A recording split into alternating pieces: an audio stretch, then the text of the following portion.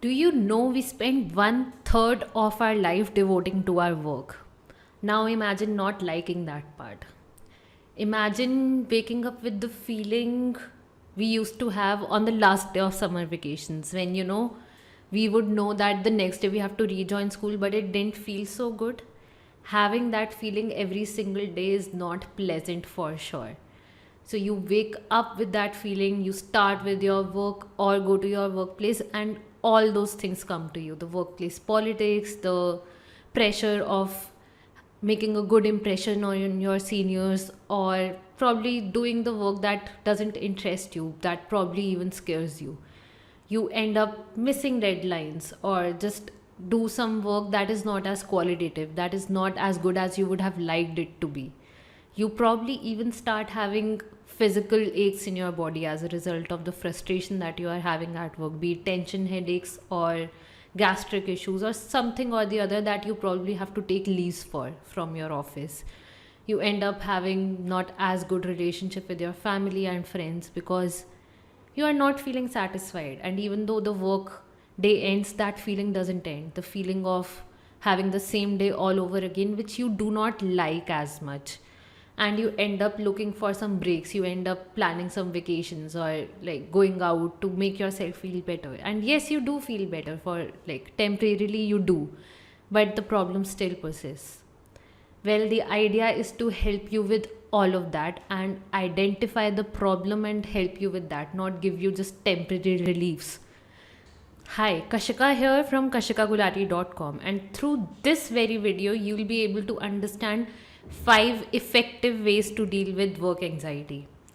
I'll tell you something about myself. I've been through this myself too, feeling the pressure to.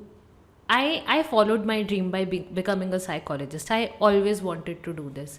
Yet, when I started working, I didn't enjoy it. Not because of the kind of work I was getting, but because of workplace politics, because of doing my work according to somebody else. And just that did not match my standard. Having the pressure of looking good in front of my boss. Well, all of these things did contribute to work anxiety, but I'm telling this to you not because I relate to the experience, but because using these very techniques, I was able to get a good result. So stay tuned and listen to every one of these pointers and apply them to feel a difference. So, the very first thing that helps with identifying anxiety is by identifying your pattern. What time of the day do you feel most anxious in? Is it at the very start when you look at the amount of work that you are supposed to do? Or is it towards the middle of the day when you are doing the work and you do not feel confident, or you feel that there's a little too much to do and you aren't able to focus and you are distracting yourself with something or the other because of the feelings you are having? Or is it towards the end of the day when you know that you've done a lot and there's still a lot to do that you'll have to give so much time to? There could be some times of the day that you feel most anxious in. Identify that so that you can work on that accordingly and prepare yourself accordingly. The second and very important thing is to set an intention for the day and plan your day ahead. How many of you have really heard about setting an intention for the day? Well, let me tell you, that's a very, very empowering practice that I myself have started doing very recently.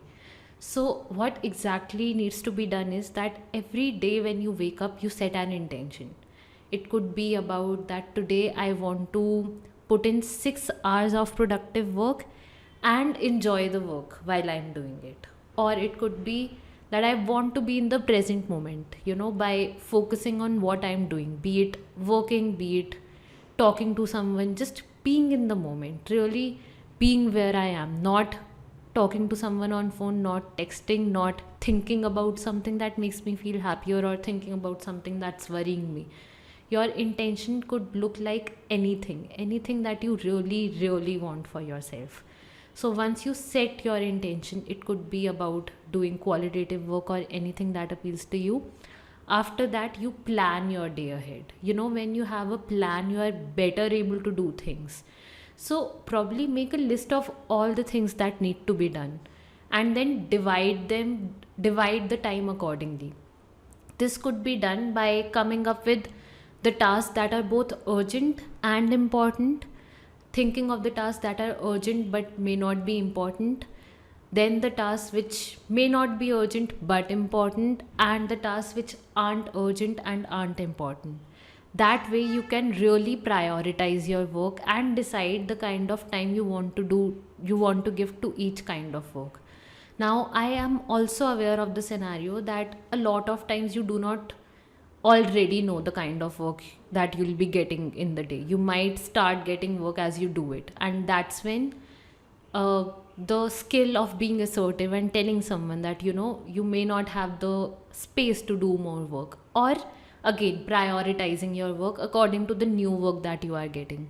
All those are the skills that you'll have once you have also set an intention.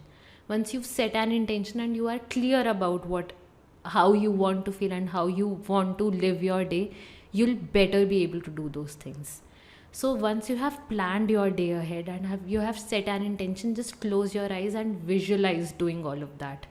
Visualize doing all of that in due time, just like you have planned. This will also help you, one, realize that it's doable, and also give you an idea about what are the things that can be changed. Like, even while visualizing, you can understand what are the things that probably aren't as doable, probably will require more of your time. So, do all of that and set very, very realistic goals. The third and very important practice while you are feeling anxious is to ground yourself.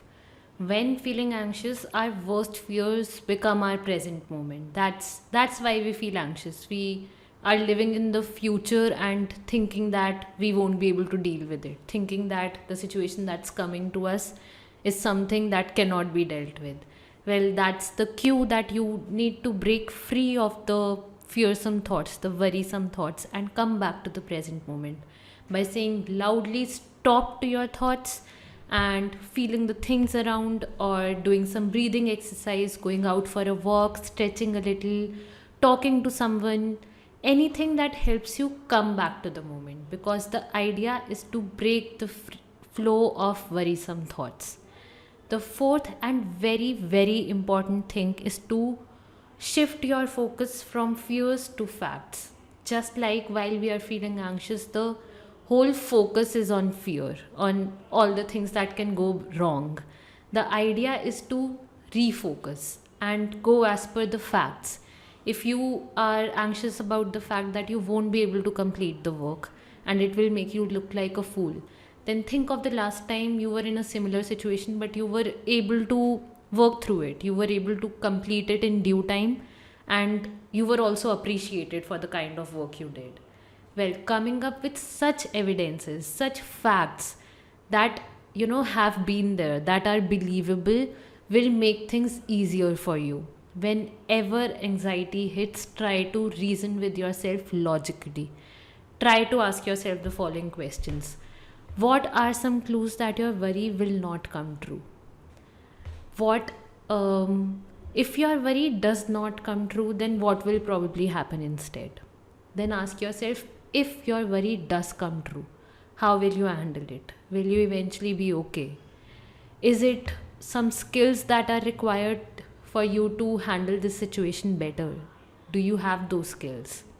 If you do not have those skills, can you practice and probably have those skills in the near future to deal with a similar situation? So, is this worry something that you can handle? Is this situation something that you can really handle?